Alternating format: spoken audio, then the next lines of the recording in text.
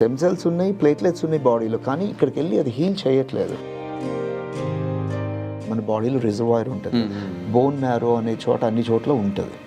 అక్కడి నుంచి తీసి ఆ మిలియన్స్ ఆఫ్ సెల్స్ని ఎక్కడైతే ప్రాబ్లం కట్ అయిందో అక్కడ ప్లేస్ చేయటం వల్ల ఏంటంటే ఈ సెల్స్ ఒక ట్రాన్స్ఫార్మ్ అయ్యే ఛాన్స్ ఉంది. అయ్యే కొత్త బ్లడ్ సప్లై అవుతుంది, కొత్త ఫైబ్రస్ టిష్యూ ఫామ్ అవుతుంది. స్పోర్ట్స్ పీపుల్, అథ్లీట్స్ వాళ్ళు ఏంటంటే చిన్న ఇంజురీ ఉన్నా వెయిట్ చేయరు,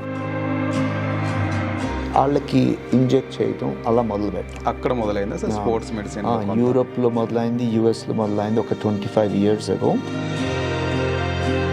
mainly when you say regenerative medicine అంటే ఫస్ట్కి వచ్చేది స్టెమ్ సెల్స్ అని వస్తుంది అండి, దెన్ ప్లేట్లెట్స్ అని ఉంటుంది, ఇంకా మిగతా గ్రోత్ ఫ్యాక్టర్స్, సైటోకైన్స్ అని మన బోన్ మ్యారో నుంచి కానీ బ్లడ్ నుంచి కానీ ఎక్స్ట్రాక్ట్ చేయొచ్చు ఈ రెండు మెటీరియల్స్ని. ఎక్కడైతే కార్టిలేజ్, టెండన్, లిగమెంట్, బోన్కి మధ్యలో టిష్యూస్ ఉంటాయి, వాటినన్నిటికీ హీల్ చేసే కెపాసిటీ ఉందండి. 10 మందిలో ఇద్దరికి ఆపరేషన్ కావాలండి 100%, ఒక్కళ్ళకి ఇద్దరికి మేబీ పిఆర్పి, కానీ 7-8 మందికి ఇప్పుడు దాకా ట్రీట్మెంట్ లేదు. ఇప్పుడు ఈ regenerative medicine use of bone marrow aspiration cells with little PRP also ఇది హీల్ చేయవచ్చు. హీల్ చేయటమే కాదు, ఇక్కడి నుంచి నెక్స్ట్ స్టేజ్కి వెళ్ళకుండా ఆపవచ్చు. రీజనరేటివ్ మెడిసిన్ అంటే ఎక్కడైతే మీకు వచ్చారో అక్కడి నుంచి ఇంప్రూవ్మెంట్స్, అంటే దాన్ని హెల్తీ చేయటం, బ్లడ్ సప్లై ఇంక్రీజ్ చేయటం, cartilage growth, whatever tendon growth, whatever improve చేయటం, ఆ కండిషన్ ఇంప్రూవ్ చేయటం, మసిల్ స్ట్రెంగ్త్ పెంచడం, దాన్ని రీజనరేటివ్ మెడిసిన్ అంటారండి. Hello, welcome to 3TV. ఈరోజు మనతో పాటు regenerative medicine specialist doctor Venkatesh Mova garu ఉన్నారు. సార్ నమస్తే సార్, వెల్కమ్ టు 3TV. నమస్కారం అండి. సార్, యాక్చువల్గా రీజనరేటివ్ మెడిసిన్ అనే ఒక విభాగం ఉందని చాలామందికి మన దగ్గర తెలియదు. అసలు రీజనరేటివ్ మెడిసిన్ అంటే ఏంటి, దాని స్పెషాలిటీ ఏంటి సార్?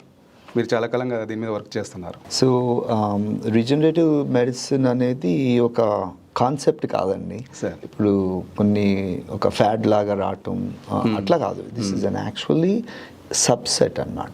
ఆర్థోపెడిక్స్ ఫీల్డ్లో సబ్సెట్, నాన్ ఆర్థోపెడిక్స్ ఫీల్డ్స్లో కూడా regenerative medicine is a subset, అంటే recognised field worldwide basically.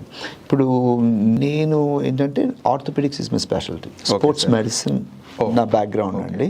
So sports people, అది orthopaedics, joints related is my field అన్నమాట. సో ఆర్థోపెడిక్స్ అంటే అంత సర్జరీ, ఆపరేషన్ అని అనుకుంటా. కార్డియాలజీలో ఇంటర్వెన్షన్ లాగా స్టెంట్స్ వేసే వాళ్ళ అది ఇది అట్లా అన్నమాట. ఇప్పుడు స్టెంట్స్ వేసే వాళ్ళు ఇంటర్వెన్షన్, కానీ ఫుల్ సర్జరీ కాదు.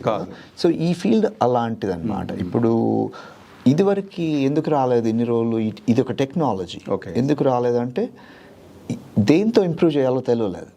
మనకేంటంటే రీసెర్చ్ ద్వారా ఒక లాస్ట్ 20-25 years నుంచి ఏం తెలిసిందంటే, మన బయోలాజికల్ మెటీరియల్స్ ఉంటాయి బాడీలో, మన గ్రోత్ ఫ్యాక్టర్స్ అని ఉంటాయి, స్టెమ్ సెల్స్ అని ఉంటాయి, సైటోకైన్స్ అని ఉంటుంది, ప్లేట్లెట్స్, వీటిలో ఏంటంటే హీలింగ్ కెపాసిటీ ఉంటుంది.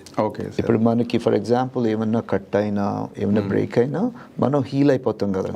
ఎందుకు అవుతాం? మన ఓన్ సెల్స్ వెళ్ళి లోపలికి వెళ్ళి హీల్ చేస్తున్నాయి. ఆ మెకానిజం ఉంది బాడీ ఉంది. మరి అలాగే కదా మనం ఇప్పుడు మనకందుకు మనం రీజనరేట్ చేసుకుంటా.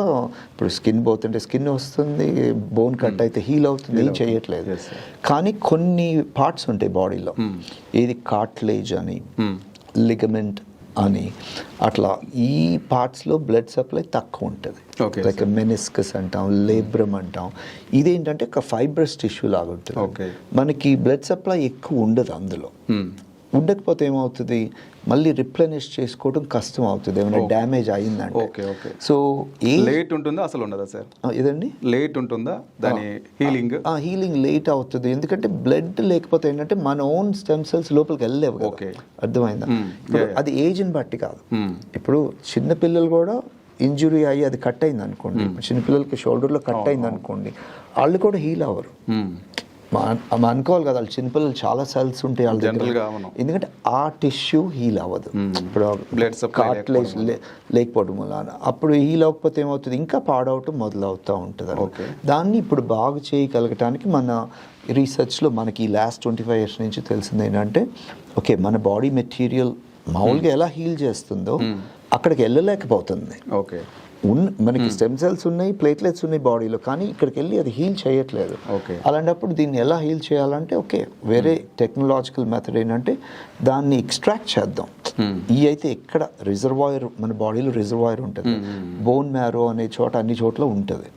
అక్కడి నుంచి తీసి ఆ మిలియన్స్ ఆఫ్ సెల్స్ని ఎక్కడైతే ప్రాబ్లం కట్ అయిందో అక్కడ ప్లేస్ చేయాలి. డైరెక్ట్గా చేయటం వల్ల ఏంటంటే ఈ సెల్స్ ఒక ట్రాన్స్ఫార్మ్ అయ్యే ఛాన్స్ ఉంది. అయ్యే కొత్త బ్లడ్ సప్లై అవుతుంది, కొత్త ఫైబ్రస్ టిష్యూ ఫామ్ అవుతుంది. సో కొత్త టిష్యూ ఫామ్ అవుతుంది, అప్పుడు అది హీల్ అవుతుంది. ఓకే, సో ఆ ఛాన్స్ ఉందని మాకు ఒక 20-25 years క్రితం తెలిసింది. అప్పటి నుంచి ఏంటంటే ఇట్లా స్పోర్ట్స్ పీపుల్, అథ్లీట్స్ వాళ్ళు ఏంటంటే చిన్న ఇంజురీ ఉన్నా వెయిట్ చేయరు. చిన్న ఇంజురీ ఉన్నా వాళ్ళు, ఇప్పుడు చిన్న ఇంజురీ ఉన్న bowler, cricketer cannot bowl, side line అవుతారు. వాళ్ళకి ఇంజెక్ట్ చేయటం అలా మొదలు పెట్టాం. అక్కడ మొదలైంది స్పోర్ట్స్ మెడిసిన్. యూరోప్లో మొదలైంది, యుఎస్లో మొదలైంది ఒక 25 years ago. నేను ఒక 20 years నుంచి ఈ ఫీల్డ్లో ఉన్నాను, ఎందుకంటే నాది స్పోర్ట్స్ మెడిసిన్, నా ఫెలోషిప్ అదనమాట. సో అట్లా ఎక్స్పోజర్ వచ్చిందండి. చేయటం వల్ల ఏంటంటే వాళ్ళు అలా 2 monthsలో అది హీల్ అయిపోవటం, ఆపరేషన్తో పని లేకపోవటం, మళ్ళీ వెళ్ళి ఆడుకోవటం, అలా తెలిసింది. అప్పుడు ఏంటంటే ఓ ఇది బాగా పనిచేస్తుంది. ఇంకా అప్పటి నుంచి రీసెర్చ్ స్టార్ట్ అయింది. ఓకే, అట్లా ఒక 5 డాక్టర్లు, 10 డాక్టర్లు, 20 డాక్టర్లు, 100 డాక్టర్లు, అట్లా ఒక ఆర్గనైజేషన్ లాగా యుఎస్లో ఒక one of the bigger organization RegenX అని ఒకటి ఉంటుందండి. సో ఇప్పుడు we have more than 200 doctors. ఇదేంటంటే ఇన్ని ప్రాక్టీసెస్ నుంచి ఇంతమంది పేషెంట్స్ని చదువుదాం అని ఒక్కటే ప్రోటోకాల్, ఒకటే కాన్సన్ట్రేషన్ ఇంజెక్ట్ చేద్దాం, ఒకే చోట నుంచి ఇద్దాం అన్ని పేషెంట్స్కి. వీళ్ళందరినీ 3 monthsకి 6 monthsకి రీసెర్చ్ చేద్దాం మొదలుపెట్టి చేసి ఏంటంటే ఎక్సలెంట్ రిజల్ట్స్ వస్తున్నాయి. ఓకే, సో డేటా ఉంది, అది పబ్లిష్ చేయగలదు న్యూస్ పేపర్స్ కానీ, జర్నల్స్, మెడికల్ జర్నల్స్, అలా వరల్డ్ వైడ్ ఇదే డేటా మల్టిపుల్ ప్లేసెస్ నుంచి వచ్చింది. ఫ్రాన్స్ నుంచి వస్తుంది, జర్మనీ నుంచి వస్తుంది, ఇలా యూనివర్సిటీస్లో హై దిస్ ఇస్ వర్కింగ్ ఒక గ్రూప్ లాగా, అలా ఒక సబ్సెక్షన్ రీజనరేటివ్ మెడిసిన్ ఫామ్ అయిందండి. ఒక స్పెషాలిటీ కింద గుర్తిస్తుంది మొత్తం ప్రపంచం అంతా. ఆర్థోపెడిక్స్ ది ఫామ్ అయింది. There is stem cell usage even 30-40 years ago also for other conditions. ఇప్పుడు కొన్ని మన బోన్ మ్యారో డిసీజెస్, జబ్బులు ఉన్నప్పుడు స్టెమ్ సెల్ వాడటం, ట్రాన్స్ఫర్ అట్లా జరుగుతుంది. We know there is something. Even cornea transplantation లో కూడా వాడుతున్నట్టుగా మనం చూసాం సార్. మనకి ఐడియా ఉండటం వేరు, కానీ ఇది పనిచేస్తుందా, ఇది సేఫా అని చెప్పాలంటే లక్షల వేల మీద జరగాలి. ఇప్పుడు ఏదైనా డ్రగ్ ఇప్పుడు మనకి మార్కెట్లోకి వచ్చిందంటే అనుకుని రాలేదు, వాళ్ళు వేల మీద టెస్ట్ చేసి అన్ని 3 phases 3 phases అయిన తర్వాత బయటకు వచ్చింది. సేమ్ వే ఈ ఫీల్డ్ కూడా అలా ఇన్వెంట్ అయిందండి. ఇన్వెంట్ అయ్యి రీజనరేటివ్ ఆర్థోపెడిక్స్ ఒక 20-25 years నుంచి ఒక మెయిన్ స్ట్రీమ్లోకి వెళ్ళిందనమాట యుఎస్లో. అదే ఫీల్డ్ని, అదే డెవలప్మెంట్ని మనం ఇండియాకి తీసుకొచ్చాం ఒక 10 years ago, ఎగ్జాక్ట్లీ 2015లో. అండ్ సేమ్ ట్రీట్మెంట్స్ ఇక్కడ కూడా, నేను ఇక్కడి నుంచే కదా, సో ఇక్కడ ఎందుకు ఆఫర్ చేయకూడదు అని. So already technology and background of research అంతా ఉంది కదా. So we spoke with the governmental organisations, వాళ్ళ దగ్గర నుంచి పర్మిషన్స్ కావాలి to use the stem cells కానీ, బోన్ మ్యారో కానీ. వాళ్ళకి మేము ఏం చేస్తున్నాం, మేము ఏం రీసెర్చ్ చేస్తున్నాం, మా ల్యాబ్స్ ఎక్కడ ఉన్నాయి, ఇవన్నీ వాళ్ళకి ఇచ్చి వాళ్ళు పర్మిషన్ తీసుకుని వీ స్టార్టెడ్ దట్. ఓకే, ఏమేమి మెటీరియల్ వాడతారు సార్ రీజనరేటివ్ మెడిసిన్లో జనరల్గా? Mainly when you say regenerative medicine అంటే ఫస్ట్కి వచ్చేది స్టెమ్ సెల్స్ అని వస్తుందండి, దెన్ ప్లేట్లెట్స్ అని ఉంటుంది, ఇంకా మిగతా గ్రోత్ ఫ్యాక్టర్స్, సైటోకైన్స్ అని మన బోన్ మ్యారో నుంచి కానీ బ్లడ్ నుంచి కానీ ఎక్స్ట్రాక్ట్ చేయవచ్చు ఈ 2 మెటీరియల్స్ని. వీటితో హీల్ చేయవచ్చు అన్నమాట. Okay sir. సార్ ఇప్పుడు ఆర్థరైటిస్ లాంటి, అంటే మామూలుగా కీళ్ళ నొప్పులు ఉంటాయి, చాలా మందికి జాయింట్ పెయిన్స్ ఉంటాయి, ఈ రుమటాయిడ్ ఆర్థరైటిస్ బాగా చూస్తుంటాం. ఇట్లాంటి వాళ్ళకు మనం నయం చేయవచ్చా ఈ రీజనరేటివ్ మెడిసిన్తో? యా డెఫినెట్గా అండి. ఇప్పుడు మెయిన్లీ ఇది వాడేది ఆర్థోపెడిక్స్, రీజనరేటివ్ ఆర్థోపెడిక్స్. ఇంకొక పేరు ఏంటంటే ఇంటర్వెన్షనల్ ఆర్థోపెడిక్స్. ఈ ఫీల్డ్ ఇది ఒక లెజిటిమేట్ ఫీల్డ్. సో అది ఇందాక మనం అన్నట్టు ఇది ఇంటర్వెన్షనల్ కదా.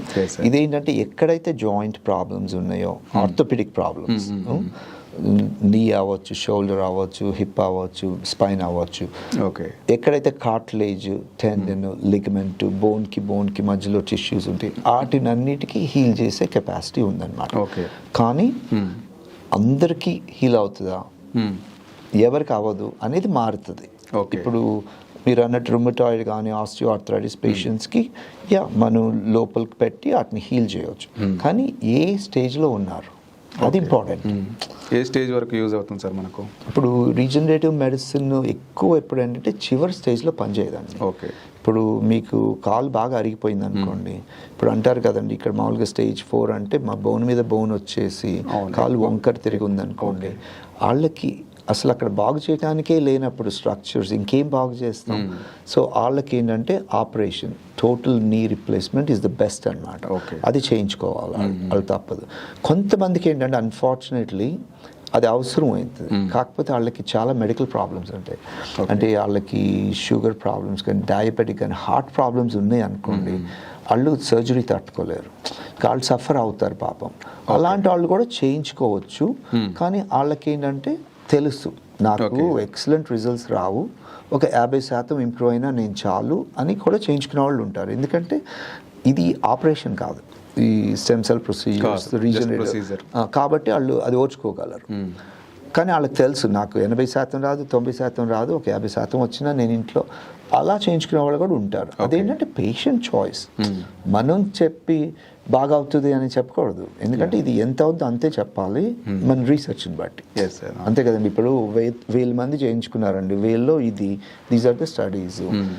మీకు ఇంత రాదండి మీ కండిషన్లో, మీకు ఆపరేషన్ బెటర్ అండి అని చెప్తాం.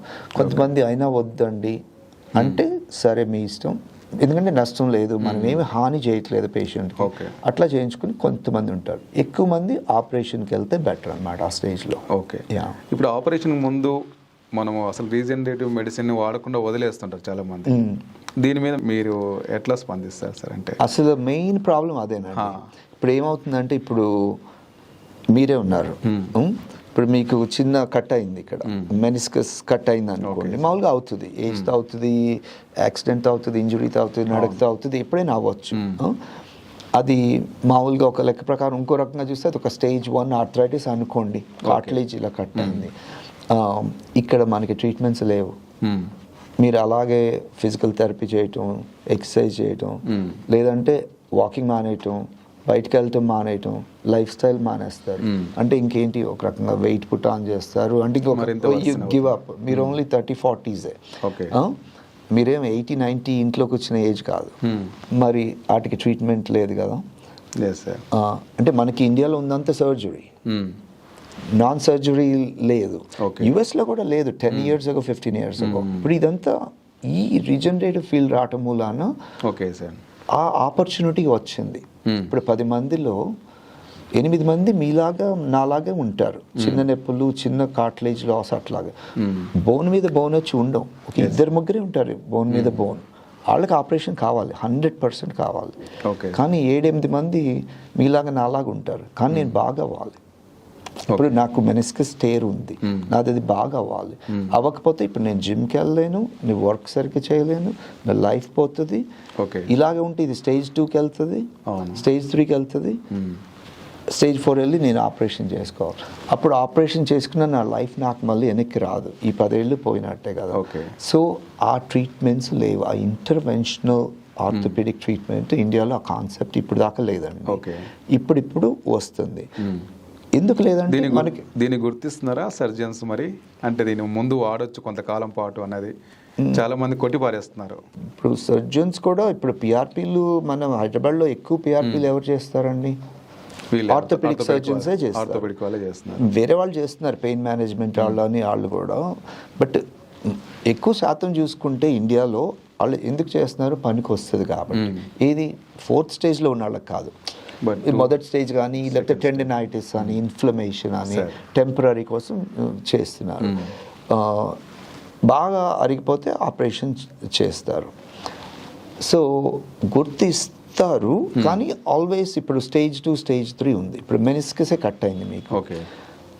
సర్జికల్ ఒపీనియన్ ఏంటంటే దాన్ని కట్ చేసి స్కోప్ అని ఒక సర్జరీ కూడా ఉంటుంది. కానీ ఇప్పుడు మీరు రీసెర్చ్ అంతా చూస్తే ఈ మెజారిటీ స్కోప్ చేసి కట్ చేస్తే మళ్ళీ ఇంకొక సర్జరీ అవసరం అవుతుంది మీకు. ఎందుకంటే ఇప్పుడు ఆ కుషన్ మనకు కావాలి, దాన్ని మీరు కట్ చేశారు స్కోప్ చేసి, నొప్పి తగ్గుతుంది ఒక 2 ఏళ్ళు, కానీ మీకు కుషనే పోయింది కదా. ఓకే. ఇప్పుడు అలాగే కుషన్ అలాగే ఉంచి దాన్ని మనం రీజనరేట్ చేస్తే కుషన్ అలా ఉంటుంది. అలా ఉంటే ఇంక ఇది స్టేజ్కి వెళ్ళదు కదా, స్టేజ్ 3కి వెళ్ళదు, 4కి వెళ్ళదు, ఈ లైఫ్ నార్మల్ అవుతుంది. దాన్ని కొంచెం యాక్సెప్టెన్స్ చాలామంది ఇప్పుడు పేషెంట్ మంచితనం, ఫీల్డ్ క్రెడిబిలిటీ చూసే డాక్టర్లు అందరూ అప్రిషియేట్ చేస్తారండి. కాకపోతే అందరూ చేయలేకపోవచ్చు, ఎందుకంటే వాళ్ళ స్పెషాలిటీ ఇది కాదు, వాళ్ళ స్పెషాలిటీ సర్జరీ. అర్థమైందా? సో ఇప్పుడు అటు ఇటు ఉన్నప్పుడు సర్జరీకి అవును, బట్ ఈ స్పెషలిస్ట్ ఇప్పుడు నన్ను సర్జరీ చేయమంటే నేను చేయలేను, నాకు రాదు ఎలా చేయాలో. కానీ నాకు ఇంటర్వెన్షనల్ ఆర్థోపెడిక్ చేయమంటే అది నా స్పెషాలిటీ, సో నేను చేయగలను. సో దాంట్లో క్వశ్చన్ నేను ఆన్సర్ చేయగలను, సర్జరీలో నేను ఆన్సర్ చేయలేను. సో ఇప్పుడు సర్జన్ ఇది పనిచేయదు అంటే ఆయనకి ఏమి నాలెడ్జ్ ఉంది? ఒక రీసెర్చ్ అన్నా చేశారా దీని మీద, ఒక స్టడీ అన్నా చేస్తే పని చేయలేదు అంటే ఆయన మాట్లాడవచ్చు ఇది పని చేయదాన్ని. ఓకే, అర్థమైందా? ఇప్పుడు నేను ఎందుకు మాట్లాడుతానంటే మేము హండ్రెడ్స్ ఆఫ్ స్టడీస్ పబ్లిష్ చేసాం, so I can safely talk about it. నా ఫీల్డ్ వరకు నేను చెప్పగలను. సో అది పని చేయదు అని ఎవరన్నా అన్నా కూడా ఒక రకంగా కరెక్ట్. ఓకే, లేట్ స్టేజ్లో పనిచేయదు, ఎర్లీ స్టేజ్లో పనిచేస్తుంది. అది కూడా ఏది పనిచేస్తుంది? పిఆర్పి అనేది పనిచేయదు. అసలు పిఆర్పి ఒక్క ఎర్లీ స్టేజ్లో పనిచేస్తుంది. మనకి ప్రాబ్లం ఏమైందంటే ఇక్కడ చాలామంది పిఆర్పి అని పేరు చెప్పి ఏ స్టేజ్కైనా మేము ట్రీట్ చేస్తాం, ఏ కండిషన్కైనా ట్రీట్ చేస్తాం అని ఫాల్స్గా పబ్లిసిటీ, ఫాల్స్ హోప్స్ పేషెంట్స్కి ఇవ్వటం జరుగుతుంది అన్నమాట. దాని మూలాన పేషెంట్స్కి ఏది కరెక్టు, ఎవరు కరెక్టు తెలియట్లేదు వాళ్ళకి. సో అది డాక్టర్లుగా చాలా మోసం చేస్తున్నట్టు మనం. ఇప్పుడు మా బాధ్యత ఏంటంటే ఇప్పుడు నేనేం చెప్పగలను, నా ఫీల్డ్లో నేను ఎంత ఎక్స్పర్టీజ్, బయట ఏం జరుగుతుందో చెప్పగలను, దాన్ని ప్రూవ్ చేయగలను. ఓకే, మీకు చెప్తాను, మీకు ఇది ఉందండి, ఇప్పుడు మీరు స్టెమ్ సెల్ చేయించుకోవచ్చు మీ నీలో, దీని మూలాన ఇదండి బెనిఫిట్స్ అంటారు. సరే, మీరు నా దగ్గర వింటారు, మీరు ఒక సర్జన్ దగ్గరికి వెళ్తారు, సర్జన్ అంటారు స్టెమ్ సెల్ చేసుకొని లేదంటే ఆపరేషన్ చేస్తాను అంటారు. మీకు 2 ఒపీనియన్స్ వచ్చినాయి, మీరు డెసిషన్ తీసుకుని చేయించుకుంటారు. అది మా బాధ్యత, అంతే కదా. ఇప్పుడు మీరు స్టేజ్ 4 ఆర్థరైటిస్ నా దగ్గరకు వచ్చారు, నేను స్టెమ్ సెల్ చేస్తానండి మీకు అయిపోతుంది, మీకు ఏం అక్కర్లేదు అని చెప్తే నేను తప్పు కదా? తప్పే కాదు, నేను మీకు మోసం చేస్తున్నట్టే కదా, మీకు సరైన ఇన్ఫర్మేషన్ ఇవ్వట్లేదు. సో అది జరగకూడదండి, అది జరుగుతుంది అన్ఫార్చునేట్లీ. మా బాధ్యత ఏంటంటే పర్టికులర్లీ కొత్త ఫీల్డ్ ఇది, కొత్త ఫీల్డ్ అంటే ఎక్కువ మందికి తెలియనప్పుడు ఏంటంటే ఇట్లా పిచ్చిగా మాట్లాడేయటం, పేషెంట్స్ని కన్ఫ్యూజ్ చేయటం జరుగుతుంది. మామూలుగా ఎవరన్నా ఏమన్నా క్లెయిమ్ చేసినప్పుడు మెడికల్గా కూర్చొని డిబేట్, ప్రూఫ్ అన్నీ చూపించాలి, పబ్లికేషన్స్, లిటరేచరు అన్నీ చూపించి మాట్లాడాలి. అది లేనప్పుడు చాలా తప్పు అన్నమాట. నా ఉద్దేశం ప్రకారం ఇలా జరుగుతుంది అంటే కుదరదు. ఎవిడెన్స్, సబ్స్టాన్షియేటెడ్ డేటా కావాలన్నమాట. అది చూపించినప్పుడే దాని మీద క్లెయిమ్ చేయమనండి. బట్ మనకు తెలిసిన డేటా, ఇన్ని 20-25 years of data world wide జరిగేది ఏంటంటే పిఆర్పి అనేది ఏంటంటే మైల్డ్ కండిషన్స్ అండి. చిన్న సయాటికా కానీ, టెండినైటిస్ కానీ, ఇన్ఫ్లమేషన్ కానీ, కాల్ బెనెక్టిన్ కానీ, ఈ లిగమెంట్స్ ఉంటాయి, లిగమెంట్స్ స్ప్రెయిన్ అవ్వటం కానీ వాటికి పనిచేస్తుంది. అంతేగాని ఇట్లా మెనిస్కస్ కట్ అవటం, కార్టిలేజ్ పోవటం, ఏసిఎల్ లిగమెంట్ టేర్ అవటం, ఈ లేబ్రమ్ కట్ అవటం, రొటేటర్ కఫ్ కట్ అయినప్పుడు పిఆర్పికి రోల్ లేదండి. ఎందుకంటే ఇంత లిటరేచర్లో ఏం చెప్తుందంటే కార్టిలేజ్ని గ్రో చేయటం అనేది లేదు, ఎక్కడ పబ్లిష్ అవ్వలేదు. ఇప్పుడు వీళ్ళు మాట్లాడే పిఆర్పితో స్టెమ్ సెల్స్కి ఆ ఎవిడెన్స్ ఉంది. ఇప్పుడు most of the world literature research cartilage regeneration, tendon ligament గ్రోత్కి చాలా పబ్లికేషన్స్ ఉన్నాయి, చాలా పేషెంట్ రికార్డ్స్ ఉన్నాయి, డేటా ఉందన్నమాట. సో అది దాటితే బాగా అరిగిపోయిన వాళ్ళకి నీ రిప్లేస్మెంట్ ఈజ్ ఇంపార్టెంట్. దానికి ట్రెమెండస్ డేటా ఉంది, బాగా సక్సెస్ అవుతాయి, ఫెయిల్యూర్ రేట్స్ తక్కువ ఉంటాయి, కాకపోతే రిస్క్స్ ఉంటాయి. సర్జరీకి రిస్క్స్ ఉంటాయి, దీనికి రిస్క్స్ తక్కువ ఉంటాయి ఆర్ ఉండవు. సో అట్లా ఎవరికి ఏది కావాలో 10 మందిలో ఇద్దరికి ఆపరేషన్ కావాలండి 100%. ఒకళ్ళకి ఇద్దరికి మేబీ పిఆర్పి, కానీ 7-8 మందికి ఇప్పుడు దాకా ట్రీట్మెంట్ లేదు. ఇప్పుడు ఈ regenerative medicine, use of bone marrow aspiration cells with little PRP also ఇది హీల్ చేయవచ్చు. హీల్ చేయటమే కాదు, ఇక్కడి నుంచి నెక్స్ట్ స్టేజ్కి వెళ్ళకుండా ఆపవచ్చు. అది ఓకే. యాక్చువల్ మీరు ఇందాక చెప్తుంటే ఒక ఇదేంటి సార్ అంటే 2 ఎక్స్ట్రీమ్స్ ఉన్నాయి మన దగ్గర. ఒకటి పిఆర్పి చేసేవాళ్ళు ముఖ్యంగా దీనివల్ల ఇంకా ఆపరేషన్ అవసరం పడదు అన్నట్టుగా ఒక స్వీపింగ్ క్లెయిమ్ చేస్తున్నారు ఒక సైడ్. రెండో సైడ్ ఏమో సర్జన్స్, ముఖ్యంగా ఆర్థోపెడిక్ సర్జన్స్ అసలు ఆ ఇంజెక్షన్లే పని చేయవని చెప్పి ఇంకొక స్వీపింగ్. కాబట్టి 2 ఎక్స్ట్రీమ్స్ ఉన్నాయి. యాజ్ ఏ స్టడీ అంటే మీరు స్టడీ చేశారు కాబట్టి రీజనరేటివ్ మెడిసిన్ మీద, మీరు ఒక ఎక్స్పర్ట్గా ఈ రెండింటి మధ్య బ్యాలెన్స్ చేయాలంటే ఏం చేయొచ్చు మనం? అంటే ఎక్కడ ఇది అవసరం అవుతుంది, ఎక్కడ అది అవసరం అవుతుంది అనేది ఒకటి క్లియర్ కట్ ఐడియా ఇస్తే బెటర్ ఏమో పీపుల్కి. అంటే ఇప్పుడు ఒక రకంగా 2 స్వీపింగ్ స్టేట్మెంట్స్ అంటే ఫాల్స్. అంటే అది వేరే కమ్యూనిటీస్లో జరిగింది అనుకోండి. ఇది నేను యూఎస్లో ప్రాక్టీస్ చేస్తాను కదా, అక్కడ కానీ లైక్ ఈ అదర్ కమ్యూనిటీస్లో చాలా అప్రోర్ ఉంటుంది. ఎందుకంటే ఇప్పుడు డాక్టర్గా మనం ఫ్యాక్ట్స్ లేని చెప్పకూడదు. సో ఇప్పుడు ఏం జరుగుతుందంటే ఇప్పుడు పిఆర్పి, మీరు అన్నట్టు పిఆర్పి వాళ్ళు అన్ని మాయం అవుతుందని, సర్జరీ అవసరం లేదని అంటే అది ఆల్మోస్ట్ ఒక క్రిమినల్ కింద లెక్క లిటరల్లీ. ఓకే. ఇప్పుడు పేషెంట్స్, మాకు పవర్ ఉంటుందండి, పేషెంట్స్ మమ్మల్ని నమ్ముకుంటారు. ఎందుకంటే డాక్టర్ నాకు సరైన, ఇప్పుడు వాళ్ళ బాడీ మన చేతిలో పెడుతున్నప్పుడు ఈయన నాకు సరైన ఒపీనియన్ ఇస్తారు అనే ఒక ధైర్యంతో, నమ్మకంతో ఉంటారు. వాళ్ళకి మా బాధ్యత ఏముంటుంది, కరెక్ట్ ఒపీనియన్ ఇవ్వాలి. ఇచ్చిన తర్వాత పేషెంట్ డిసైడ్ చేసుకుంటారు అది కరెక్టా, ఇది కరెక్టా, ఇది నచ్చినట్టుంది, అది నచ్చలేదు, వాట్ ఎవర్ పేషెంట్ డెసిషన్. మనం ఎప్పుడు పేషెంట్ని ఇది చేసుకో అది చేసుకొని ఇన్ఫ్లుయెన్స్ చేయకూడదు రాంగ్ ఇన్ఫర్మేషన్తో. సో ఇప్పుడు మీరు అడిగిన క్వశ్చన్కి పిఆర్పికి ఏం జరుగుతుందంటే, నేను చెప్పినట్టు వెరీ ఎర్లీ స్టేజ్, మినిమల్ 10 మంది ప్రాబ్లమ్స్తో వస్తే షోల్డర్, నీస్, బ్యాక్ కానీ ఇద్దరికే పిఆర్పితో హీల్ అయ్యే ఛాన్స్ ఉందండి. ఇంకా అంతకన్నా కట్ ఎక్కువ అయ్యి స్టేజ్ పెరిగిందంటే స్టెమ్ సెల్స్కి ఎవిడెన్స్ ఉంది, బాగా ఎవిడెన్స్ ఉంది. ఇంకా మరీ అరిగిపోయిందంటే ఆపరేషన్. సో ఇప్పుడు ఆపరేషన్లు పనిచేయటం కరెక్టే, ఈ పిఆర్పీలు పనిచేయటం కరెక్టే, కానీ అందరికీ ఆపరేషన్లు పనిచేయవు, అందరికీ పిఆర్పీలు పనిచేయవు. ఈ 3 రకాల పేషెంట్స్కి 3 రకాలు పనిచేస్తాయి అన్నమాట. సో వన్ సర్జన్స్ మీరు అన్నట్టు ఇది బోగస్ అంటూ చాలా తప్పు, అది ఇర్రెస్పాన్సిబుల్. ఎందుకంటే ఏ బేసిస్ మీద అంటున్నారు? ఓకే. ఇప్పుడు ఎవరో ఒక పిఆర్పీ ఇలా చెత్తగా మాట్లాడిన మూలాన ఫీల్డ్ని అనాల్సిన అవసరం లేదు కదా. ఆ మనిషి తప్పు, నేనే చెప్తున్నాను, ఆ మనిషి తప్పు. ఆ మనిషి అన్నాడో, ఇద్దరు అన్నారో, వాళ్ళు చాలా తప్పు, అది ఖండించాలి. అది అసలు మార్కెట్లో అలా ఉండకూడదు. అంతేకాని ఫీల్డ్ రాంగ్ అంటూ అది తప్పు. సర్జన్స్ కూడా అందరు కాదండి, చాలా మంది సర్జన్, నాకు తెలిసి చాలా మంది సర్జన్స్ ఫ్రెండ్స్ అందరూ అన్నీ చేస్తారు.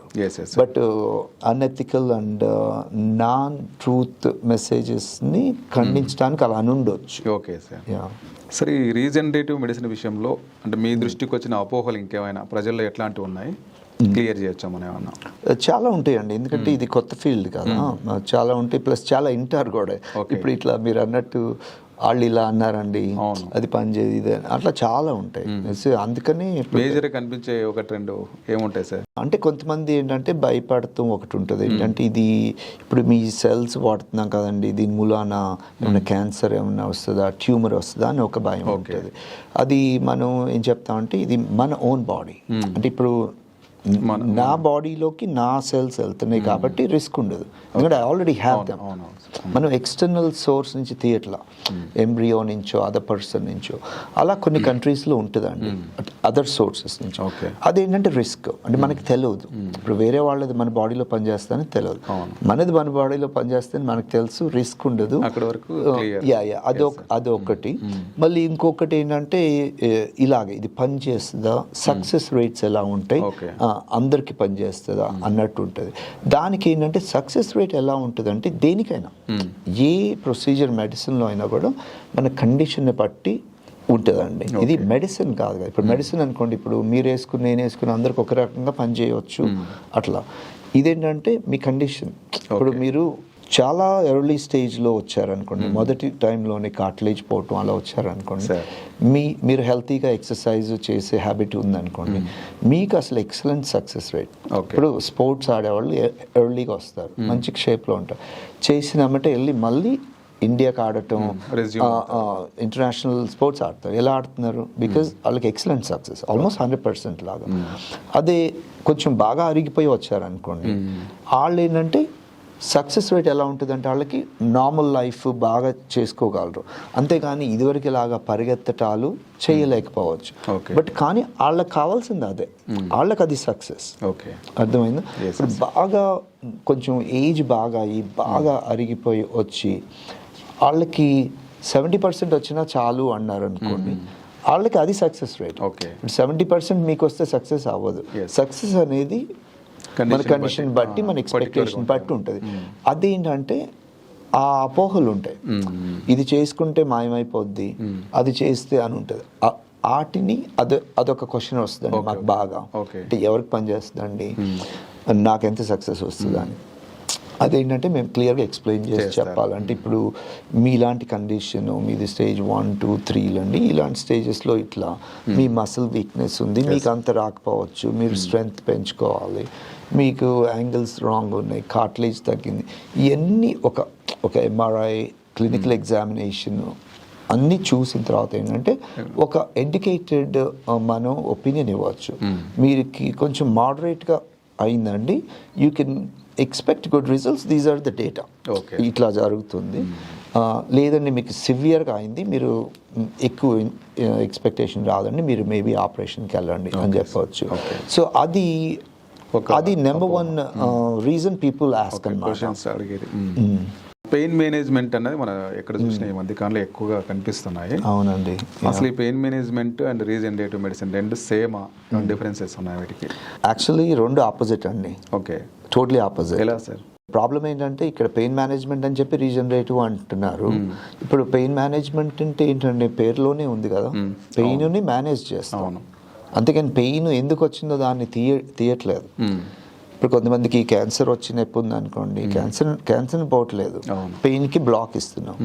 కొంతమందికి మందులు ఇస్తాం, పెయిన్ మెడిసిన్ నొప్పి తగ్గటానికి. కొంతమందికి నరాలు కాలుస్తాం నొప్పి, అది pain management. Right?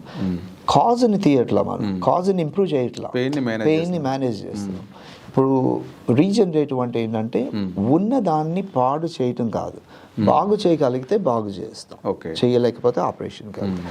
Regenerative medicine అంటే ఎక్కడైతే మీకు వచ్చారో అక్కడి నుంచి ఇంప్రూవ్మెంట్స్, అంటే దాన్ని హెల్తీ చేయటం, బ్లడ్ సప్లై ఇంక్రీజ్ చేయటం, cartilage growth, whatever tendon growth, whatever improve చేయటం, ఆ కండిషన్ ఇంప్రూవ్ చేయటం, మసిల్ స్ట్రెంగ్త్ పెంచడం, దాన్ని రీజనరేటివ్ మెడిసిన్ అంటారు. సో ఇక్కడ ఏం జరుగుతుందంటే చాలామంది పిఆర్పి అని ఇస్తున్నారు కదా, ఒట్టి పిఆర్పి ఇవ్వట్లేదు. ఏం జరుగుతుందంటే ముందు ఏం చేస్తున్నారంటే ఇప్పుడు ఈ నొప్పి ఉంది అనుకోండి మీకు, దానికి ఈ నరాలు ఉంటాయి ఇక్కడ, జెనిక్యులర్ నర్వ్స్ అని ఉంటాయి, వాటిని బౌండ్ చేస్తున్నారు, కాలుస్తున్నారు. అది రేడియో ఫ్రీక్వెన్సీ అబ్లేషన్ అంటారు, RFA అంటారు. అట్లా చేయకూడదు సార్? అది చేస్తే ఏంటంటే నొప్పి పోతుంది, బ్లాక్ అవుద్దాం అక్కడ. కానీ ఆర్థరైటిస్ పోతుందా మీకు? లేదు కదా, నొప్పి పోతుంది. ఇంకా నొప్పి కొంచెం తెలియదు, ఏది ఒక 3 నెలలు 4 నెలలు 6 నెలల దాకా నొప్పి ఉండదు. అంతేగాని ఆర్థరైటిస్ బాగా అవ్వలేదు మీకు, మళ్ళీ అది పోయినామంటే నొప్పి ఇంకా బాగా రావటం, ఆర్థరైటిస్ ఇంకా పాడవటం, ఎందుకంటే మీకు ఫీడ్బ్యాక్ లేదు కదా, తెలియలేదు అది సరిగ్గా. దాన్ని పెయిన్ మేనేజ్మెంట్ అంటారండి. అది చేసుకోవచ్చు, ఎవరు చేసుకోవచ్చు? ఇప్పుడు మీరు బాగా పాడైన నీ ఉంది, బాగా పాడైంది, మీకు ఇంకా ఆపరేషన్ కావాలి, కానీ మీరేమంటారు, నాకు చాలా బిజీ ఉంది, మేబీ భయంగా ఉంది, లేకపోతే ఒక 6 నెలల తర్వాత చేసుకుంటా, 1 year తర్వాత చేసుకుంటా అని అంటారు. మరి ఈ 1 year దాకా మీకు నొప్పి ఎలా? అందుకని ఆ రేడియో ఫ్రీక్వెన్సీ బర్నింగ్ అబ్లేషన్ చేసుకోవచ్చు, చేసుకుంటే నొప్పి తగ్గుతుంది. జాయింట్ పోయినా పర్లేదు ఎందుకంటే నేను ఎలాగో మారుస్తున్నాను ఓకే అనే ఉద్దేశంతో ఓకే అప్పుడు చేసుకోవచ్చు, అది pain management.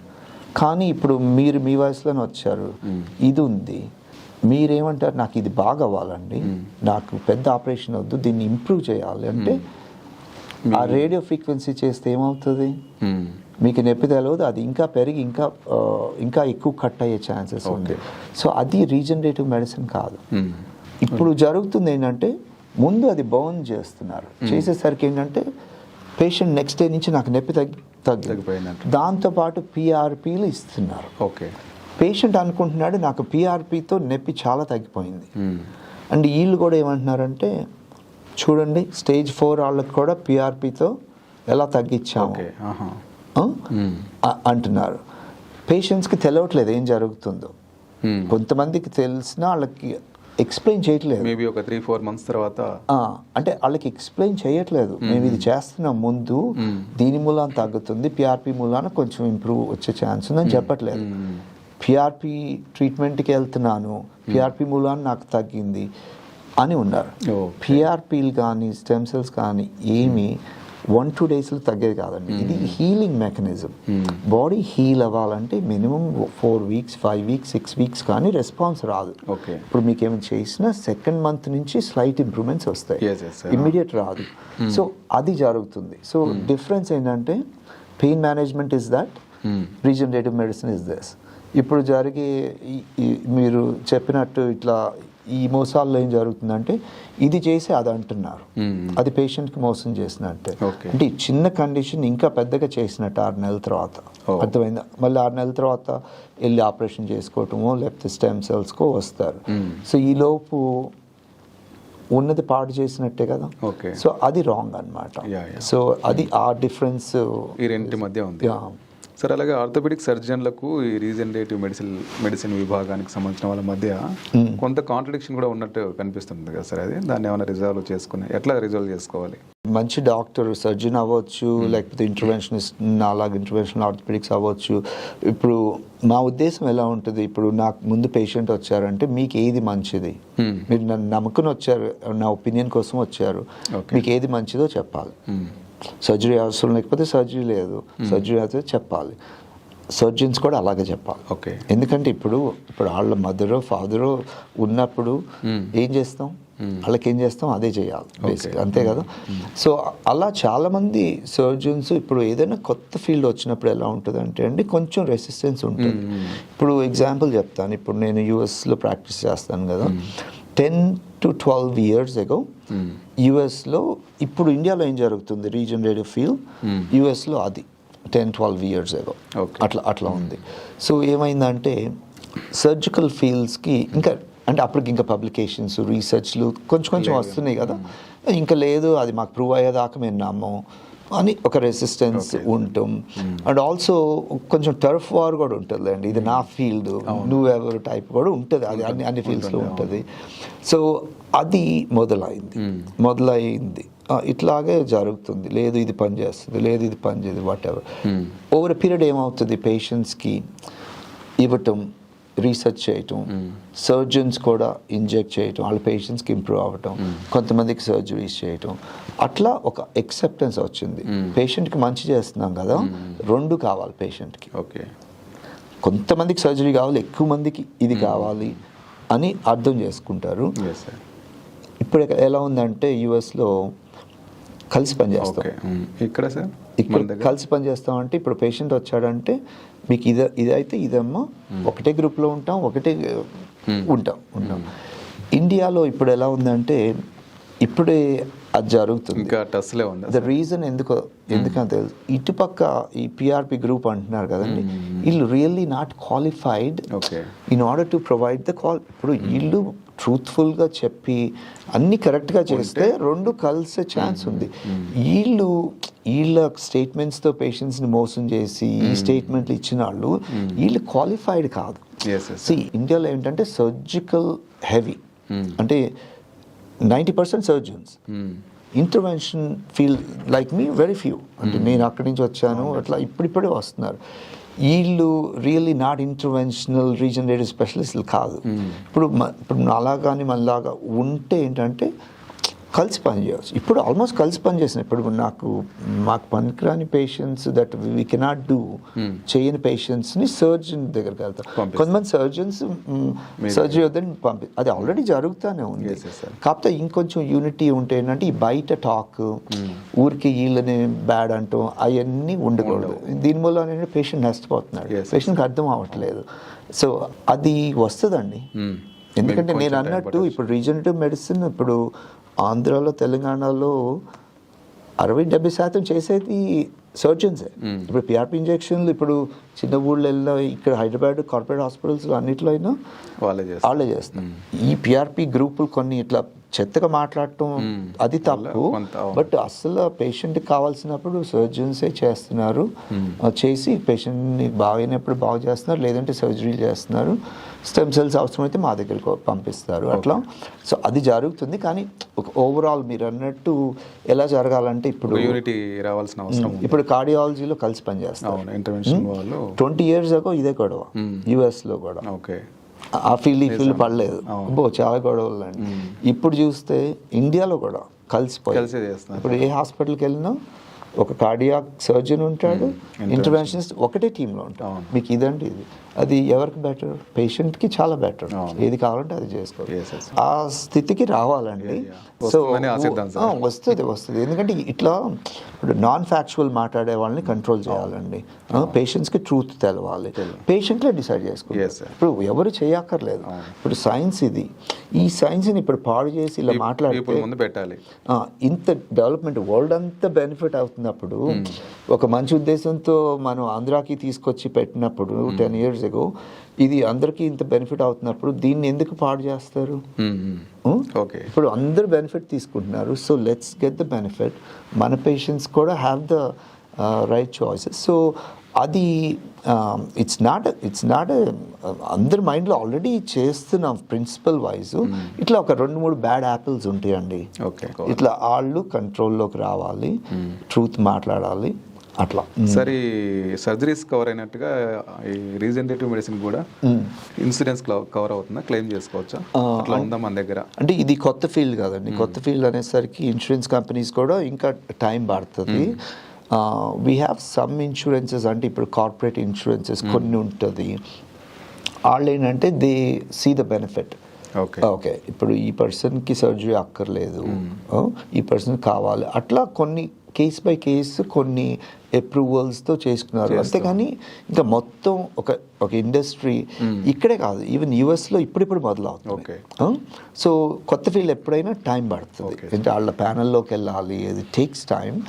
So we hope యుఎస్లో కార్పొరేట్స్ చాలా వచ్చేసినాయి. ఇప్పుడు కార్పొరేట్ కంపెనీస్ అన్నీ వి సీ ద బెనిఫిట్. ఎందుకంటే పేషెంట్ ఎమ్మటే వర్క్ వచ్చేస్తున్నాడు, వాళ్ళకి వర్క్ లోడ్ తగ్గుతుంది, డౌన్ టైం ఉండట్లేదు, సర్జరీ లేకపోవటం వలన అట్లా ప్రొడక్టివిటీ పెరుగుతుంది. సో వాళ్ళు ఆల్రెడీ చేస్తున్నారు. ఇక్కడ ఏంటంటే ఇంకా టైం పడుతుందండి. బట్ మేమేంటంటే డేటా ప్రజెంట్ చేస్తూనే ఉన్నాం. ఇప్పుడు ఇండియన్ గవర్నమెంట్కి చేసినట్టు ఇన్సూరెన్స్ కంపెనీస్కి ఇస్తూనే ఉన్నాం. So hope it will come. వస్తే అందరికి ట్రెమెండస్ బెనిఫిట్ అయిపోతుంది. సార్, ఫైనల్గా ఈ రీజనరేటివ్ మెడిసిన్ ప్రాక్టీస్ చేయడానికి ఏమైనా అనుమతులు అవసరమా, లేకపోతే ఎవరైనా చేయవచ్చా ప్రాక్టీస్ చేయడం అనేది? ఏంటి దీని ప్రొసీజర్ ఏంటి సార్? ఎవరైనా ఎలా చేస్తారండి? ఇప్పుడు జనరల్గా చాలా మందికి ఉన్న డౌట్ ఇది. ఇప్పుడు మీరు కార్డియాలజిస్ట్ దగ్గరికి వెళ్ళి నీ మార్చమంటే మార్చలేరు కదా. సేమ్ థింగ్ ఇప్పుడు నీ సర్జన్ వచ్చి ఇప్పుడు నేను చేసే సెల్ ప్రొసీజర్ చేయమంటే చేయలేడు. నన్ను అడిగితే నేను నీ సర్జరీ చేయలేను. So everybody have to have enough qualifications ఉండాలి. నెంబర్ 1 ట్రైనింగ్ ఉండాలి, అండ్ దెన్ ఆ ఫీల్డ్ ఆ ఇంటర్వెన్షన్స్ ఉండాలి. ఇప్పుడు మాకేంటంటే సమ్ క్వాలిటీ కంట్రోల్స్ ఉంటాయండి యూఎస్లో. Basically not everybody can claim, అంటే ఒక ముందు క్వాలిఫై అవ్వాలి, చేయాలి. ఇండియాలో కూడా ఏమైందంటే ఒక పిఆర్పి వరకు కొంచెం లూజ్ రెగ్యులేషన్స్ ఉన్నాయి. అది కూడా ఎవరు పడితే వాళ్ళు చేస్తే ట్రైనింగ్ లేకుండా, టెక్నాలజీ లేకుండా బెనిఫిట్స్ ఏమొస్తుందండి పేషెంట్కి? So you always want to have the highest training. PRP అనేది ఏంటంటే ఒక ఇంజెక్షన్ బేస్డ్ అయింది కాబట్టి కొంచెం అలౌడ్ ఉంటుంది. But when you come to మాలాగా బోన్ మ్యారో స్టెమ్ సెల్స్ అవి చేయడానికి ఏంటంటే గవర్నమెంటల్ పర్మిషన్స్, అప్రూవల్స్ కావాలి. ఎందుకంటే ప్రూవ్ చేయాలి. ఇప్పుడు we have to prove our research method and we should have ethics committee అని ఉంటుంది, అది ఒకటి ఉంటుంది మాకు. All the specialist nationwide specialist వాళ్ళు అప్రూవ్ చేయాలి.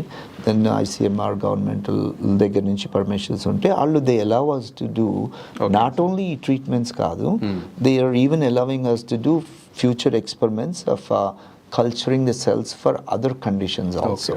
సో అట్లా అవి తీసుకోవాలి.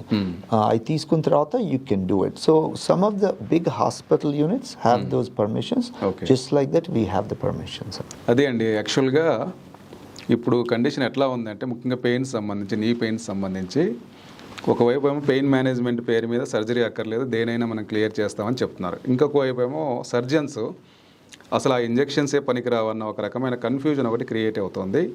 ఈ నేపథ్యంలో రీజనరేటివ్ మెడిసిన్ అనే ఒక స్పెషాలిటీ ఉంది. అందులో మనం లిగమెంట్స్ని ఒక స్థాయి వరకు, లేకపోతే అక్కడ ఉన్న పెయిన్ని ఒక స్థాయి వరకు నయం చేయొచ్చు. అది పేషెంట్ని బట్టి, ఆ పరిస్థితిని బట్టి ఉంటుందని చెప్తున్నారు regenerative medicine specialist doctor Venkatesh Mova garu. Sir మా స్టూడియోకి వచ్చి ఇన్ని విషయాలు చెప్పినందుకు thank you so much sir. Thanks అండి. Thanks for nice questions basically. Thank you sir. Thanks అండి.